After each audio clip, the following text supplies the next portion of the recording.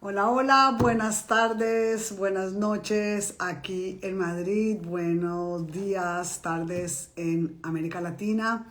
Estamos nuevamente con nuestras entrevistas de los miércoles a escritores y estamos hoy con una invitada muy especial que vamos a conectar dentro de poco. Así que esperemos un ratito a que la vea por aquí en pantalla y vamos a comenzar entonces este maravilloso encuentro. Voy a buscarla por aquí.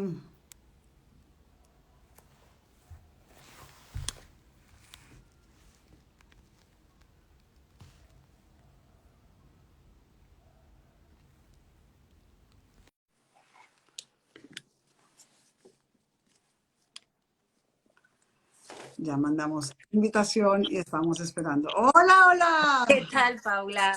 Encantada, Mar, ¿cómo estás? Muy bien, ¿y tú? Bien, feliz de tenerte por aquí en este espacio en donde estoy feliz de compartir contigo un ratito sobre tu historia, tus escritos, tu vida, tu humor, que sé que eres una persona que apela muchísimo al humor, así que te voy a presentar, ¿vale? Fenomenal. Vale, hoy estamos con Mar del Olmo, una mujer maravillosa, nacida en Valdepeñas, ahora vive en Madrid. Y ella, después de haber vivido en diferentes lugares, se muda a Madrid y estudia traducción de inglés y francés.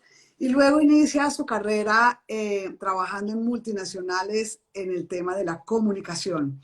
Y se ha dedicado por más de 25 años a el mundo de la publicidad, hasta que finalmente decide perseguir su pasión, que es la escritura. Así que bienvenida, Mar, a este espacio en donde muchas personas en América Latina, en España, se están conectando para conocerte. Encantada. Muchísimas gracias, Paula, por esa introducción, que es toda una vida, tantos años comprimidos en tan poco espacio de palabras. Sí, así nos pasa, cuando nos presentan dicen, pero ¿a qué horas hicimos todo esto? Así que nada, empecemos, entremos en materia. ¿Quién es Mar? Cuéntanos un poco para la gente que no te conoce, para la gente que se está conectando hasta ahora, cómo una mujer que se dedica a la comunicación, a la traducción, al mundo de la publicidad, termina finalmente dedicándose a la escritura y se convierte en una escritora que ha publicado ya 2 libros, ¿no?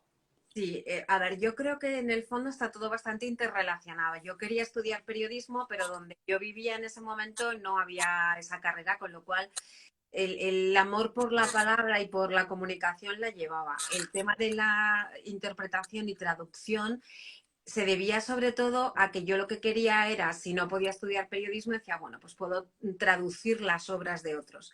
Y luego finalmente, pues la publicidad me encontró que también tiene muchísimo que ver con la comunicación, con conectar con la gente y yo creo que todo me ha ido llevando a eso, a la pasión que yo tenía desde siempre, que era el poder escribir. Y un día eso, dije, mira, pues que hasta aquí he llegado, que yo creo que ya he cumplido con mi objetivo de comunicación en el ámbito profesional y ahora quiero comunicar para mí y para quien yo quiera. Qué maravilla, qué maravilla. Ah, entonces, ¿alguna vez has traducido algún libro o qué, o específicamente qué traduces? No, mira, empecé porque sí que es verdad que mi marido es medio alemán y entonces él fue corrector de un autor que era muy gracioso, era bastante erótico. Y entonces él lo que hacía muy bien la traducción, pero yo lo que hacía era un poco corregirle el estilo, que ahora es lo que me dedico, aparte de mis novelas. Soy correctora profesional, o sea que ya siempre lo llevaba ahí un poquito, o sea, ese de vivir por y para las letras parece que lo llevo desde hace muchísimo tiempo arrastrando. Qué maravilla. ¿Y hay alguien en tu familia, en tus antepasados que se haya dedicado a eso o es algo que tú desde chiquitita lo sentiste? No, yo, o sea, es que nací con el drama, yo siempre he dicho, o sea, era como muy dramática, muy, lloraba todo el rato, era, ay, la vida, tal. O sea, hice tanto teatro y lloré tanto en mi vida que ahora, claro, ya gasté todas las lágrimas, ahora me toca reír mucho. Pero no, no hay nadie en la familia así con esta vena artística. Así que somos todos creativos, bastante creativos, cada uno en una faceta, los cuatro hermanos por lo menos, pero no, no hay nadie que se dedique a nada parecido. Bueno, un hermano tengo que también escribe algunas cositas, eso es verdad. Qué maravilla.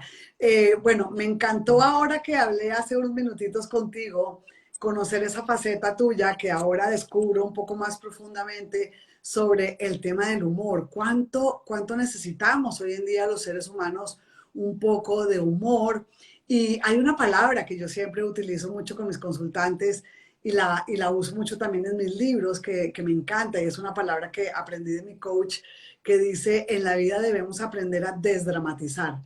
Y ahora que te estaba escuchando y que me contabas sobre cómo el humor, perdón, es medicina para el alma, eh, aprender a desdramatizar y cambiar un poco el drama por el humor, creo que es lo que abordas en tus libros, ¿verdad? Sí, porque o sea, cuando tú te lees las novelas, parece que son como todos muy diferentes, y es verdad que lo son en cuanto digamos, al cerebro que tienes que ponerle, porque o sea, al final estás permeable y te queda todo muy fijado.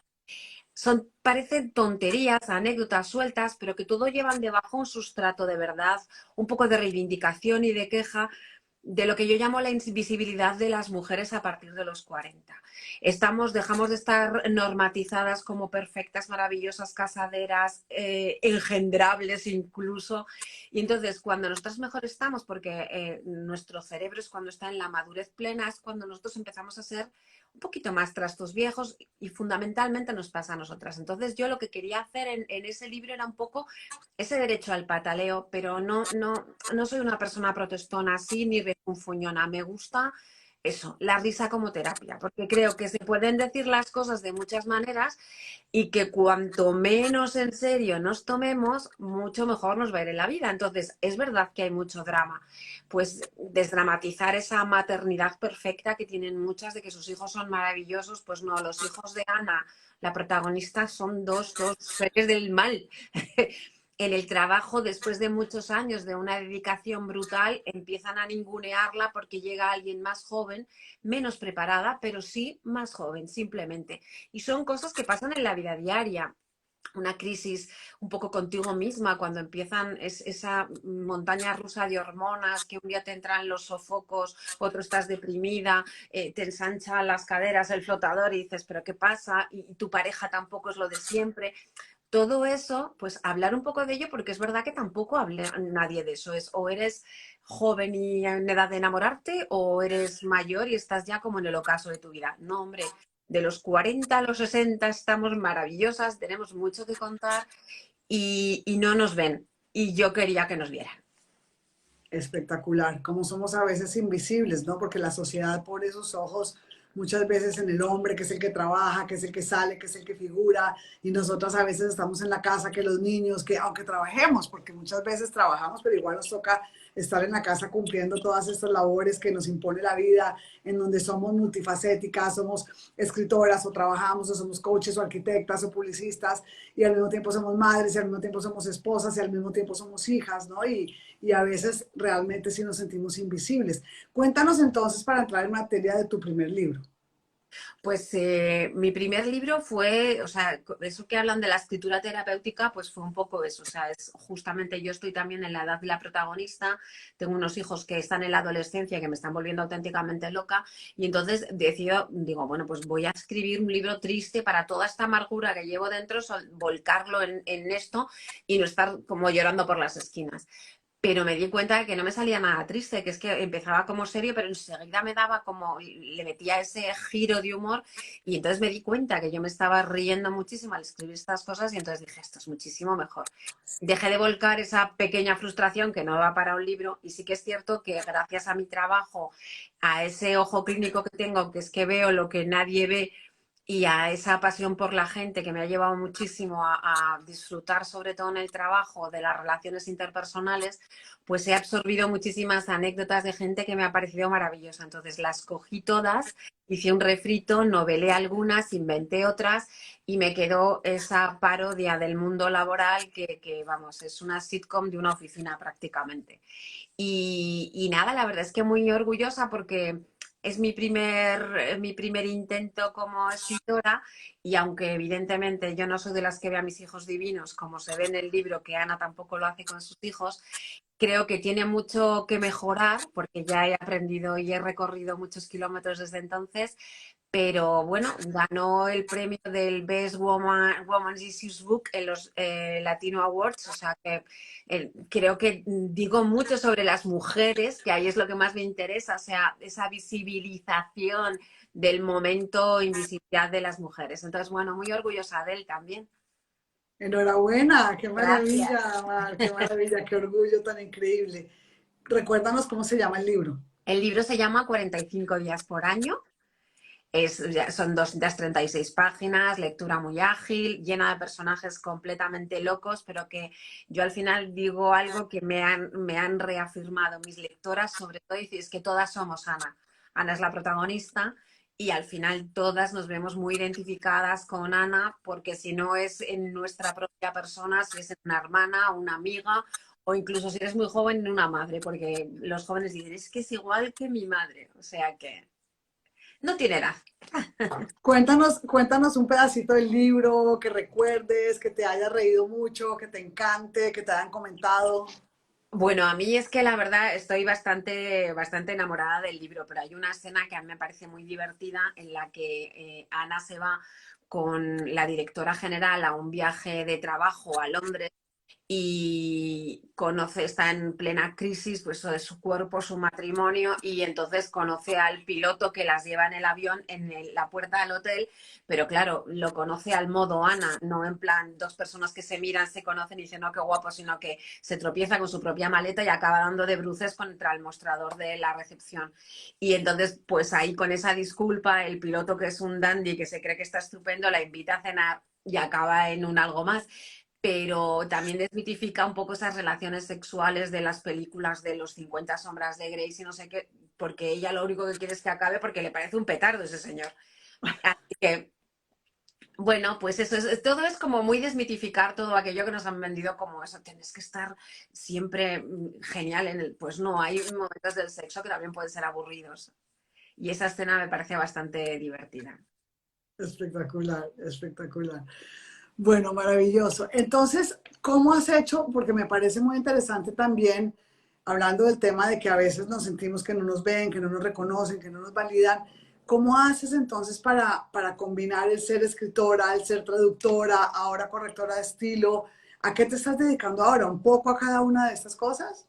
Bueno, fundamentalmente mi trabajo es correctora de estilo, o sea, es lo que más me gusta, me encanta más esa manera de poner tu granito de arena para mejorar las joyas que me llegan a mis manos, que me encanta, y entonces, bueno, me gusta dar incluso un poquito más, no quedarme solo en sino que a veces les digo ideas, lo disfruto muchísimo, o sea, yo creo que cuando algo te apasiona se nota y lo disfruto mucho y luego me dedico a escribir he retomado mi blog, que también lo tenía bastante olvidado porque es eso que se llama Para Mujeres Sin Filtro, es mardelolmo.com, pero es para mujeres sin filtro, que es un poco hablar de esto, este tipo de situaciones de la vida real, que al final es eso, estamos tan metidos dentro de las redes sociales, del mundo de los cafés con corazones. El mío no tiene corazones, el mío a veces se me quema en el microondas. Entonces, hablo un poco de eso también en el blog, de todas nosotras. Tenemos una vida normal, pero que también eso lo hablo con humor, que no pasa absolutamente nada por no tener una taza de café con corazones, y luego estoy en el proceso más complicado de la tercera novela, está terminada desde el verano y ahora la he dejado dormir una temporadita y ahora estoy en esa relectura en la que tengo que acortar, en la que tengo que añadir. Así que bueno, pero muy contenta, la verdad, muy contenta con ella. Ok, perfecto. Entonces ya hablamos un poquito de tu primer libro. Antes de pasar a que nos cuentes un poquito sobre tu tercer libro, hablemos del segundo libro. Pues sí, el segundo libro se llama El mito del chiringuito y es un poco qué pasó después, igual que en los cuentos es comieron perdices, ¿qué pasa después de ese final del fueron felices y comieron perdices? Porque luego hay que lavar, planchar, vienen los niños, las broncas de pareja, pues eso, ¿qué hay detrás del final de los cuentos? Y el mito del chiringuito habla de cuando uno persigue un sueño que tiene idealizado. ¿Qué es lo que pasa? ¿Qué es eso? Que muchas veces vivimos en esa inopia de los sueños imposibles e irreales. Entonces, bueno, lo que hago es que toda la familia se ha trasladado a Cádiz y piensan que después de no tener ni idea de nada de hostelería, pueden vivir regentando un chiringuito en la playa en Cádiz, con lo difícil que tiene que ser eso. Los mismos personajes que aparecen en la primera novela, que Ana tiene una familia bastante peculiar, luego se suma parte de la familia de Manu, su marido, que también es muy peculiar, viene gente a rodar una película y también se entremezclan con ellos, un personaje muy extraño que vive en Cádiz pero debe ser de Santander, una cosa muy loca, y entonces los hijos, que es digamos la razón primordial por la que abandonan Madrid, pensando que si los sacan de las malas compañías los hijos serán los hijos ideales que salen en el Ola, y se dan cuenta de que no, que los problemas viajan con ellos en el camión de mudanzas. Pero siempre eso, desde el humor, muy, muy desde el humor.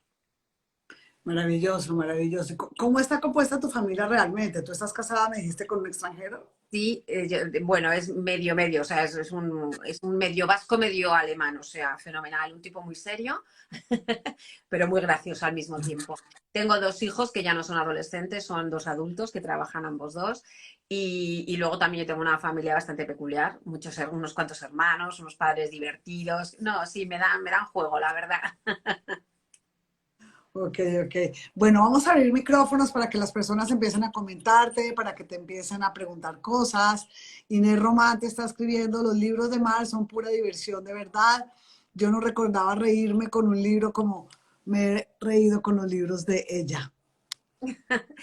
Esta es una de las cosas que más me gusta. O sea, cuando la gente me dice, pues, o sea, no voy buscando la alta literatura. Yo creo que el objetivo de la literatura, de cualquier libro, siempre, bueno, de las novelas, es entretener. Y lo que yo creo es que lo consigo. O sea, mi objetivo es, o sea, un check inmenso así de grande verde, por eso, porque la gente no es solo es que se entretenga, es que lloras de risa en algunos momentos. Y es que yo, que ya me los sé de memoria, a veces los vuelvo a leer y me vuelvo a reír. O sea, por eso, porque al final es algo que es creíble, que te podría pasar a ti, que incluso te reconoces en. A mí me ha pasado una cosa muy parecida. Y en el fondo no tienen mucha gracia muchas veces, sin embargo, es eso, es la forma de la botella medio llena o medio vacía, es un poco también eso, es saber contar las cosas que no tienen mucha gracia, pero sí echándole ese humor que nos hace falta para sobrevivir con un poquito más de alegría. Es así, Mar. Ahora escuchándote hablar, bueno, yo soy logoterapeuta y desde la logoterapia de Víctor Frankl hablamos siempre todo el tema de la actitud. Centramos mucho todo nuestro discurso hablando de la actitud, que nosotros somos libres ante cualquier situación de la vida de elegir esa actitud con la que enfrentamos la adversidad, con la que enfrentamos aquello que no podemos cambiar. Y yo me he dado cuenta, como tú también, que lo más importante en la vida es que ante esas situaciones que a veces son dramáticas, a veces son simplemente situaciones, tropiezos de la vida, a veces son enfermedades, a veces son divorcios, a veces son pandemias. Lo más importante que yo he descubierto y que por eso me sintonizo mucho contigo y resueno mucho con tu mensaje, es que nosotros somos libres de elegir esa actitud con la que enfrentamos la vida. Y cuando nosotros tenemos ese cambio de pasar del drama, de la tragedia, de lo negativo, que además esas personas cansan, ¿no? Las personas que Sí. están siempre centradas en lo negativo, en la tragedia, en lo malo, en sacar siempre lo negativo de cada situación o de cada persona. Cuando nosotros cambiamos ese chip y nos vamos hacia el humor, hacia el reírnos de nosotros mismos, hacia el ver lo bueno detrás de cada situación de la vida, realmente yo sí veo que la vida le cambia a las personas y uno mismo tiene la libertad de cambiarse su propia vida Siempre. cuando uno pasa del drama al humor y uno se ríe hasta de uno mismo, ¿no? Es que yo creo que el humor empieza también un poco por uno mismo. Y ojo, y el sacar una sonrisa a casi todo no quiere decir que tengas una vida feliciana, como que es un adjetivo que define mucho que eres despreocupada o que no eres profunda, ¿no? Evidentemente, yo también tengo unos días terribles en los que, bueno, pues no me apetece absolutamente nada y lloro por las esquinas y me parece incluso también muy depurativo. Vuelco y ya está, para otra cosa. Pero sí que es cierto que es un poco esa la actitud que tú tomas ante la vida. O sea, el se te cae un vaso y hacer un drama de, ay, que no sé qué ha roto el vaso, es un vaso, o sea, agua se recoge y punto. Y eso sí que es verdad que en esas cosas cotidianas, que no hace falta irse a cosas más serias de perder un trabajo, etcétera, etcétera, ahí donde te das cuenta, el que a alguien se le cae algo, cómo es su reacción y cómo es la de otro. O sea, y es que son tonterías, pero es verdad que yo creo que es la diferencia entre ser feliz. O sea, que es que la felicidad no se basa en grandes cosas, en grandes objetivos, grandes expectativas. Es que con las pequeñas cositas y el que poder vivir con una sonrisa. Y eso, saber que no es más que la vida, que es que no es más.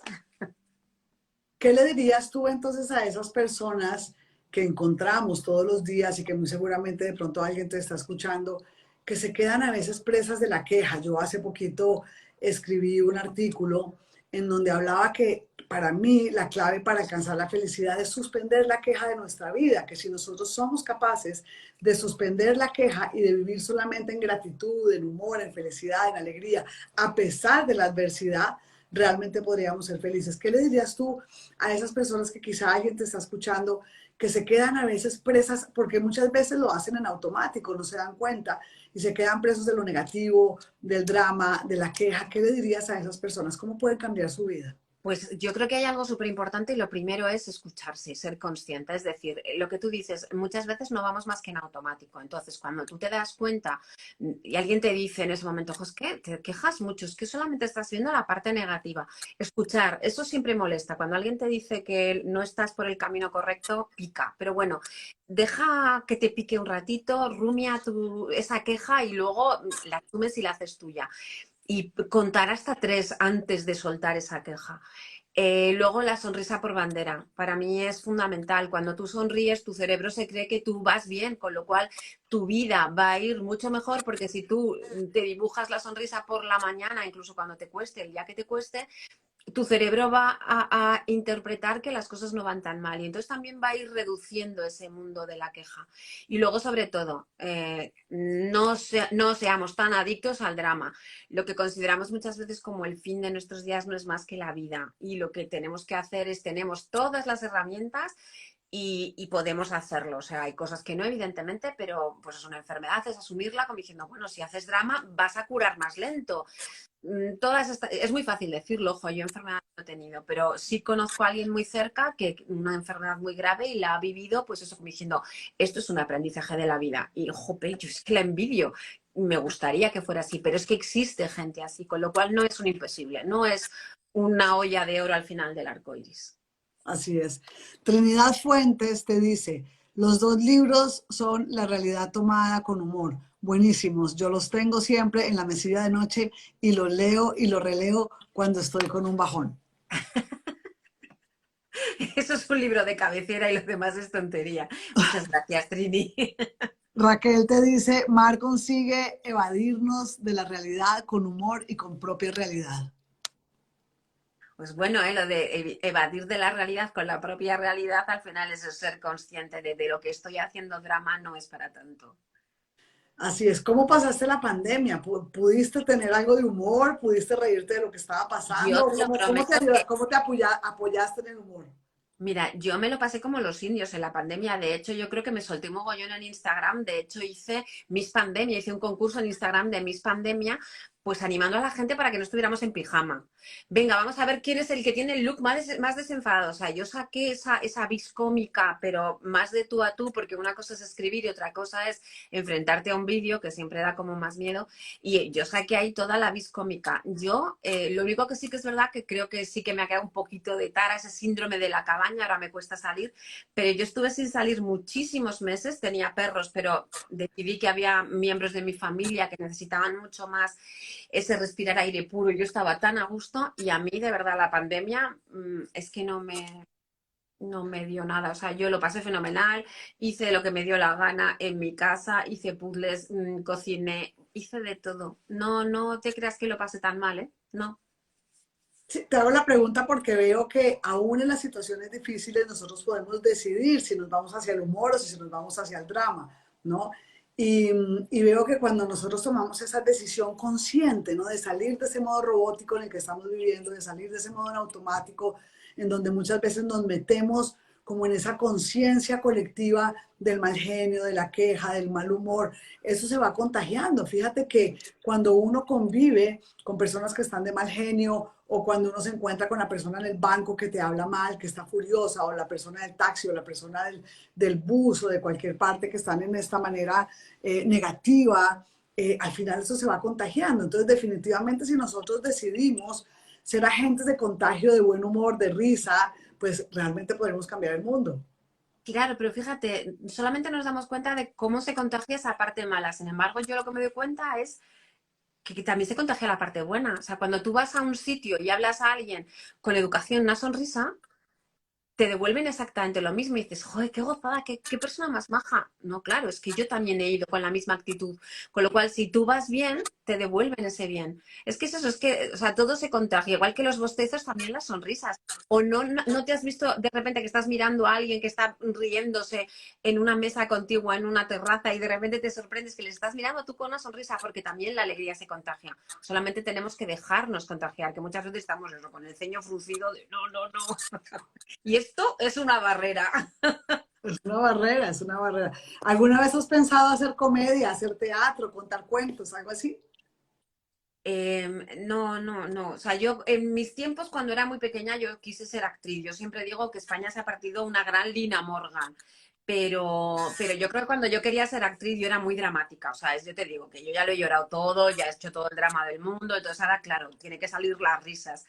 Pero no, no, yo me divierto eso en mis redes, con mis followers, como yo les llamo, con GU, con diéresis, y cuento mis tonterías y eso me desahogo un poco, pero no, no, ya no más, no más. Yo lo que quiero es que mis libros lleguen a ser eso, pequeñas series en algún sitio que la gente pues tenga un rato de asueto y de humor, que viene muy bien.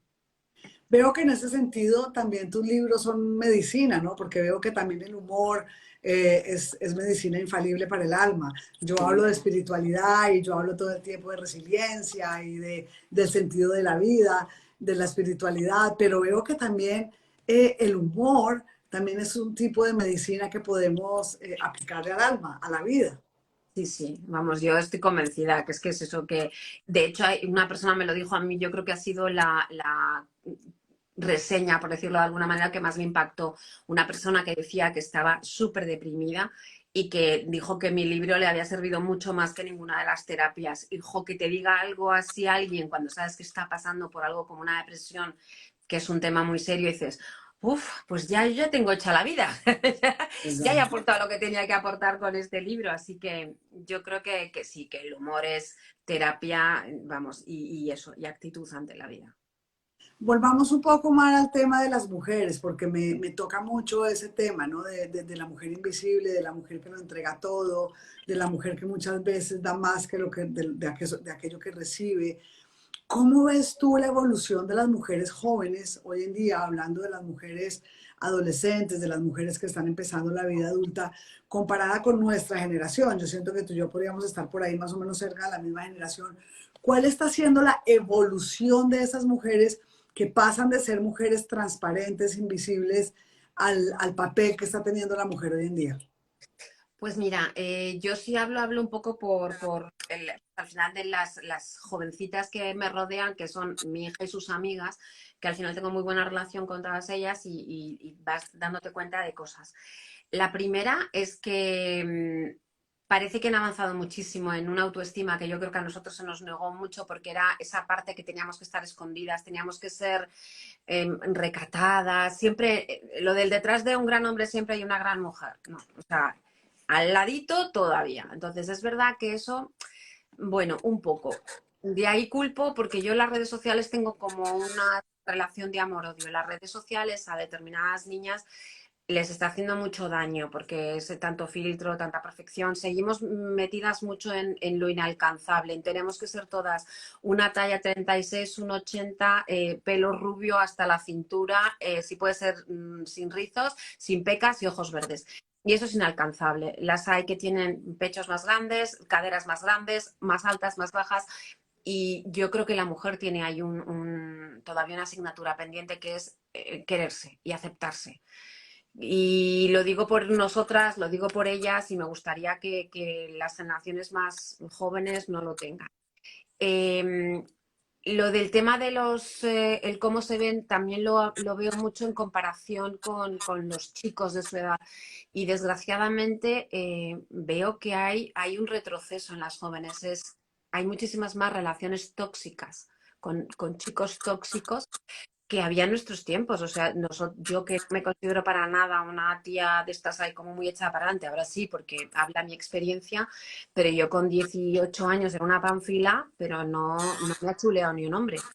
Sin embargo, ahora sí que veo que aguantan mucho y relaciones muy tóxicas durante tiempo. Pero bueno, ¿y dónde dejáis luego el carácter ese? Entonces, la verdad es que me preocupa un poco porque yo no sé si tal vez sea la edad que están en esa época en que se creen muy mujeres, pero siguen siendo muy niñas todavía, les queda mucho por ver y por vivir, pero me gustaría que cambiaran, porque sobre todo eso, esa valoración. Yo creo que el aguantar una relación tóxica parte muy mucho de una poca aceptación de ti misma, de quererte poco. De Entonces creo acuerdo. que nos falta mucho querernos, y no es amor propio, nos falta querernos, aceptarnos y asumirnos y valorarnos, porque creo que seguimos teniendo que siempre somos menos de lo que deberíamos, siempre tenemos que ser mucho más. Y eso es una losa que arrastramos demasiado tiempo y deberíamos empezar a soltar lastre. Así es, así es. Me toca muchísimo la palabra que usaste ahora de la autoestima, porque lo recibo mucho en consulta en mujeres tanto de 16 años, 18 años, 40 años, 60 años, y siempre es el tema de la autoestima. Es una herida activa que veo siempre en las mujeres, el tema de la autoestima, de no quererse, de querer más al otro, a su pareja, de entregarle más a su pareja que a ellas mismas, de poner prioridad en su vida las necesidades de su pareja que las necesidades de ella misma. Y en términos de la publicidad, te lo pregunto porque me interesa mucho saber tu experiencia en publicidad. Yo creo que la publicidad a lo largo de la historia ha tenido mucha responsabilidad en los medios exigiéndole a la mujer esa falsedad ante su imagen, ¿no? Tienes que tener una piel perfecta, él no puedes tener arrugas, él tienes que estar flaca, entonces de ahí nace tantísima anorexia y bulimia. Y ahora yo he visto que por fin la publicidad está teniendo un poco más de responsabilidad positiva y está un poco apoyando a que las mujeres no tienen que presentarse al mundo de esa manera falsa, porque si fuéramos todas así tendríamos que vivir todas en un quirófano haciéndonos cirugías plásticas, lo cual no es posible. Y lo que veo ahora es que de alguna manera hay una responsabilidad desde las agencias de publicidad y el mundo de la comunicación en donde le están dando valor a la mujer que de pronto es más rellenita, que tiene las caderas un poco más gorditas, que tiene de pronto el busto más grande, que de pronto tiene un poco más de celulitis, que tiene un poco más de arrugas, y que esa mujer es igualmente bella, es igualmente honrable, y eso yo veo que también le está quitando un montón de peso y de carga a las jóvenes, ¿no? A las adolescentes, a las mujeres de 16, 18, 20, 25 años, que tenían esa presión social generada por la publicidad y que ahora yo sí veo que hay un poco más como de relajación en términos de la publicidad y de lo que las mujeres se autoexigen respecto a la imagen y que eso ha hecho que en términos de la autoestima un poco hayamos avanzado un poquito.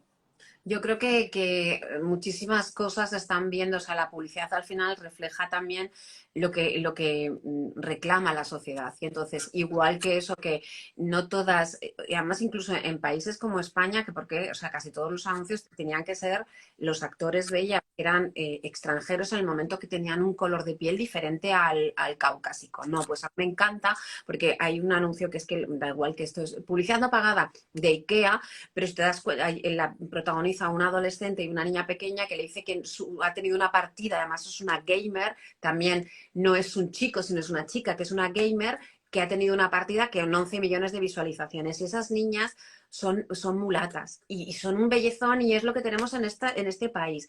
No hace falta ser delgada, no hace falta ser heterosexual, no hace falta, o sea, quiero decir, lo bueno es que ahora las cosas empiezan a verse en la publicidad como en la vida real y entonces cuando tú normalizas las cosas saliendo en los medios masivos de comunicación como es la televisión o la prensa y tal, parece que también estás educando un poco. O sea, esto es lo que hay y esto es lo que todos aceptamos y todo esto es normal. Es decir, la celulitis es normal, las caderas son normales porque además lo extraño es la persona de una talla 36 en publicidad. Algo que no todo el mundo sabe es que, por ejemplo, para las cremas anticelulíticas, que eran unas piernas maravillosas en primer plano, eran todas de niñas de 8 y 9 años. Claro, ¿cómo vas a tener con 8 años? Claro, esos cuerpos son imposibles. Las modelos de 20 años y 30 kilos también pueden tener celulitis. Es algo muy propio de la mujer porque tenemos que tener más grasa porque estamos fisiológicamente preparadas para la maternidad y necesitamos ese tipo de reservas. Entonces, yo creo que es eso, que está empezando a reflejarse, pero ahora solo falta que nosotras nos creamos que aparte de verlo en televisión, nosotras también somos esas personas. Nosotros también podemos llevar un pantalón, aunque no me quede como la del maniquí que he visto en portada. O sea, todo dentro de un límite, que también lo digo. Es decir, yo no puedo llevar una ropa que no me corresponde, que no me queda bien. Es decir, también hay que tener estética. Pero por nada, simplemente por una cuestión de buen gusto, de estar bien. No porque como la lleva todo el mundo, pues yo, no, no. Pero yo creo que una vez que ya ha empezado a moverse la maquinaria de la publicidad, ya solo falta que nosotras empecemos a desprendernos de, ya te digo, de una herencia genética que llevamos impresa, aunque no nos hayan educado en ello, lo llevamos impreso desde las cavernas que nos quedábamos a cuidar el fuego. Y eso lleva mucho tiempo para que se deshaga. Espectacular, así es, así es. ¿Qué consejo le podrías dar? Porque estoy segura que las mujeres que leen tu libro, las mujeres bueno, que nos leen, que nos escuchan en nuestras redes sociales, muy seguramente muchas de esas mujeres se sienten no escuchadas, no vistas, tienen miedo a ser abandonadas por sus parejas, se sienten de alguna manera quizá maltratadas emocionalmente, a veces físicamente. Y el tema de la autoestima y el tema de lo que vivimos en nuestra vida cotidiana como madres, como parejas, es difícil, es difícil a veces mantener el equilibrio y mantener la autoestima y mantenernos tranquilas y mantenernos serenas cuando vivimos una vida tan vertiginosa, ¿no? Entonces, ¿qué consejo le podrías tú dar a esas mujeres que nos escuchen Pues para yo mantener esa vida equilibrada y estable desde el humor, desde la autoestima, desde el querernos, desde el valorarnos, porque eso yo creo que es como la plataforma de la estabilidad de una mujer, ¿no? totalmente, pero yo te diría que son dos consejos. El primero es uno que me dio a mí mi hermana hace muchísimo tiempo, que para mí es como mi mantra, mi religión. Reduce expectativas. El problema de muchas veces es que nos plantamos un objetivo aquí cuando es inalcanzable por lo que tienes a tu alrededor. Es decir, yo quiero que mi hijo sea un ingeniero aeronáutico. Perdona, es que él quiere ser, yo qué sé, electricista, porque yo me estoy creando yo una expectativa, ¿vale? Eso es lo primero. Entonces, reduce las expectativas, no quieras ser más, eso, hacerte unas películas que te quedan muy bonitas, pero no siempre tienen final feliz. Y luego, una segunda cosa que también me parece bastante importante es esto, es tu voz interior es guionista de películas de terror. Normalmente es una voz negativa y ceniza en el 90% de las veces. Entonces yo creo que hay que ignorarla mucho más. Cuando empieza a contarte esas cosas que, claro, fíjate, es que me mira mal, es que no me quiere, ya no me quiere como antes. Vamos a ver, después de 25 años juntos, esto se llama de otra manera.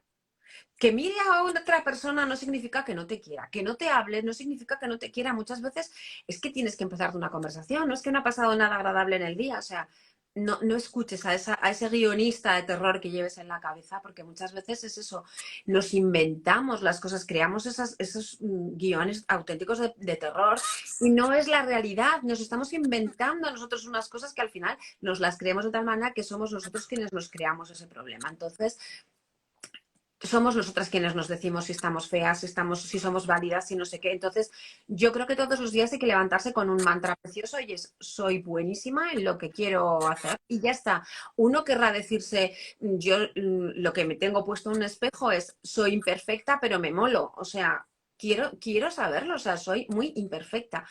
Tremendamente imperfecta, pero me molo como soy. ¿Hay días en que me caigo fatal? Por supuesto que sí, pero hay otros en que me hago la ola.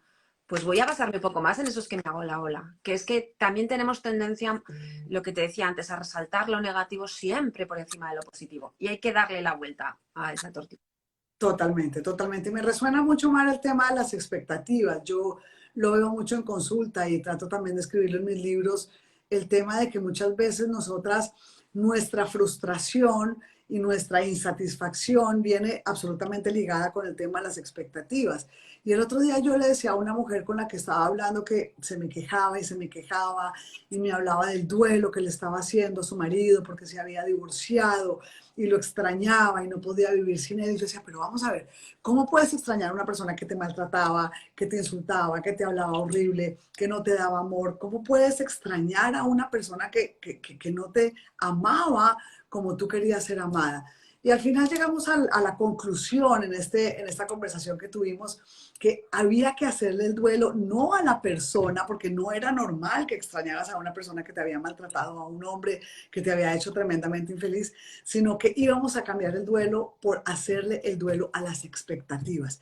Y descubrimos en nuestra conversación que su tristeza no venía prácticamente de haber perdido a un hombre que no íbamos a llorar por haberlo perdido porque era un desastre, sino que lo que estábamos llorando era el haber perdido las expectativas que ella tenía de haber tenido un marido que nunca tuvo. Y cuando ella lo entendió y me dijo, ah, claro, tienes razón, yo no estoy llorando a ese marido porque al final no era una persona que me hacía bien, era una persona tóxica, era una persona que me hablaba feo, era una persona que no me amaba, que no me consentía, que no me veía, que no me tenía en cuenta. Entonces no era normal que estuviera llorando a alguien que era tóxico en su vida y que al haberse separado de una persona tóxica debería estar un poco más contenta, más relajada, más tranquila. Y al final entendimos que su dolor era prácticamente porque había que llorar y había que enterrar y hacerle ese duelo a las expectativas de lo que pudo haber sido y no fue. Por Qué eso me bueno. resuena tanto el tema de las expectativas. Sí, es que es eso, si tú al final te pones como objetivo algo y no alcanzas por lo que sea, pues a lo mejor es eso, tú te crees que eres una fracasada, pero ¿por qué no analizas? A lo mejor lo que tienes es muchísimo mejor que todo aquello que te habías fijado como meta. Y luego son pequeñas metas realizables y que te competan solo a ti. O sea, no pongas, yo siempre recuerdo que con mi hija, cuando nació mi hija, la llevé a la pediatra y le dije, es que es bajita. Y me dijo, ¿respecto a qué? A tus expectativas. Es que me dijo, dije, llevas toda la razón. O sea, la niña saldrá como tenga que salir. No es porque yo me haya hecho una idea que tiene que ser más alta, va a serlo. O sea, y son tonterías así las que al final te dan cuenta que esos son los mayores límites, esas expectativas que nos marcamos que muchas veces son irrealizables e inalcanzables. De acuerdo, y por eso es tan importante aceptar, ¿no? Aceptar cómo somos físicamente, aceptar las relaciones que tenemos, aceptar las parejas que tenemos. Y si nosotros bajamos ese nivel de expectativas y subimos el nivel de aceptación, el nivel de gratitud y sobre todo, como nos enseñas tú, Mar, el nivel del humor en la vida, muy seguramente vamos a aumentar nuestro nivel de plenitud. Seguro. Bueno, cuéntanos un poquito sobre este último libro. Me imagino que es una sorpresa, pero algo podemos saber al respecto. Bueno, es completamente diferente, cambiado de registro, cambiado de personajes. Bueno, de registro no del todo, porque yo quería ser muchísimo más seria, pero no lo puedo evitar. O sea, me sale la acidez y el humor por los cuatro costados. Entonces es como un poco montaña rusa de que te pones muy trágica y de repente dices, Dios mío, no lo puedo creer. No puedo decir nada del argumento porque es que están de locos, pero sí que es verdad que puedo contar que es un personaje masculino, se llama Ezequiel, que pasan por allí determinadas personas que son algunas de enamorar. No son muchos personajes, pero sí que es verdad que es un viaje que pasamos con ellos y que tengo muchísimas ganas, muchísimas ganas de pasar por este proceso, que es doloroso también con él, y que creo que es un punto de inflexión entre mis otras novelas. Ojo, pero volverá Ana porque ya tengo pensado el argumento de la siguiente porque tiene que volver con las locuras porque el humor, el de risa a risa, siempre va a ser necesario. Maravilloso. Para las personas que te ven en América Latina, porque hay muchas personas que quizá no pueden conectarse con nosotras en este momento, pero esta entrevista va a quedar en YouTube, va a quedar en mi Instagram, va a quedar en el tuyo. ¿Dónde pueden conseguir tus libros si no están en España? Bueno, en Amazon se pueden conseguir siempre, pero vamos, a través de la plataforma de la editorial Libros de C también se pueden. Yo creo que Amazon es lo más internacional y lo que todo el mundo va a conseguirlo sin ningún problema. Maravilloso. Y ahora cuéntanos cuál es esa huella que tú quieres dejar a la humanidad a través de tus libros cuando ya no estés en este mundo. Pues mi huella es esa, mi huella es qué bien me lo hizo pasar. O sea, me gustaría ser una gotita de felicidad en la vida de alguien. O sea, sí, entretener y hacer sonreír me parece una huella de la pera. ¿Qué te hace llorar? Pues prácticamente todo, y eso que me he vuelto un poquito dura. Pero soy muy llorona, soy una persona muy emotiva y además eso lloro porque muchas veces noto que tengo la pija llena. Y entonces hay días que me levanto y digo, pues voy a abro con puertas y doy rienda suelta. Pero me hacen llorar las canciones, me hace llorar la emoción, me hace llorar el amor muchísimo. Y bueno, las injusticias ya ni te cuento. De acuerdo. ¿Y qué te hace llorar de la risa? Bueno, de llorar de las risas ya lo siento muchísimo, pero es que soy una clásica, o sea, yo me muero de risa con las caídas.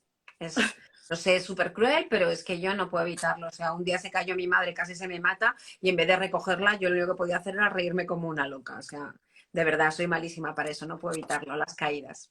Seguro que se le olvidó el dolor de tanto que él te vio No, reírte. no, se levantó y me dijo, cabrita, casi me desnuco y estoy muerta de risa. O sea, fue bastante fuerte. Me da mucha pena, lo siento, mamá.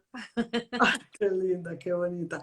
Pues Mar, realmente ha sido maravilloso conectarme con una mujer tan alegre como tú. Creo que eres una píldora de felicidad para el alma de muchas personas en un mundo que muchas veces está nublado por la tristeza, por la depresión, por la ansiedad. Personas como tú traen alegría, traen esperanza y traen un bálsamo de risa para que podamos vivir el mundo y la vida de una manera más amable y más alegre. Así que yo, en nombre de todas las personas que tocas a través de tus libros, te agradezco muchísimo que nos hayas alegrado este ratito que hemos conversado juntas.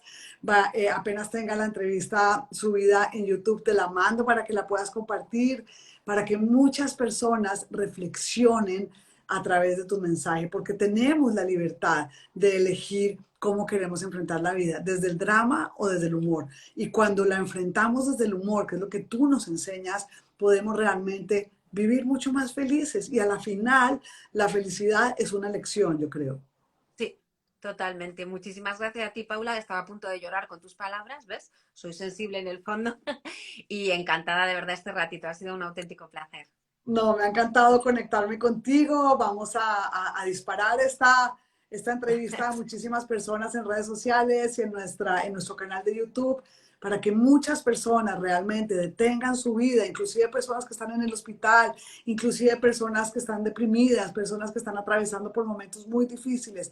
Si detienes la película de tu vida y te ríes un poquito de lo que te está pasando, si no tienes pelo, ríete de ti sin pelo. Si estás deprimido, ríete de ti, porque no te levantes de la cama y levántate y baila o lo que sea. Es nuestra libertad elegir el humor en vez de la tragedia. Y si lo hacemos, muy seguramente siguiendo tus pasos y siguiendo tu magistral lección de vida, podemos realmente transformar nuestra vida y sobre todo la vida de las personas que nos rodean. Porque si vivimos en hogares en donde alguien trae felicidad, yo tengo una hija como tú, y cada que nosotros tenemos una situación de drama o de nervios o de ansiedad o de angustia, ella irrumpe con sus carcajadas y se ríe hasta de lo más dramático. Inmediatamente todo el mundo corta lo que está pasando y todo el mundo termina en carcajadas porque ella trae esa gotita de alegría a la casa. Y por eso me conecto mucho con tu historia porque me recuerda mucho a mi hija. Ríete, ríete de la vida, ríete de todo lo que te pasa y rompemos así las cadenas interminables de hostilidad y de agresión que nos están agobiando tanto en este mundo. Total, total. Qué bonito, Muchas Paula. gracias, Pues muchas nada, nos vemos gracias, pronto. muchas gracias y de verdad que voy a mandarle a muchísimas personas tu entrevista y gracias por haber estado con nosotros en este espacio y estaremos muy pendientes de tu próximo libro. Un abrazo Os muy, muy grande y te contaré. mando mi corazón. Yo también. Chao, chao, Mar. Chao. Encantada. Ojalá Gracias, me pueda chao. tomar algún día un cafecito contigo por aquí por Sí, Madrid. sí. Chao, chao.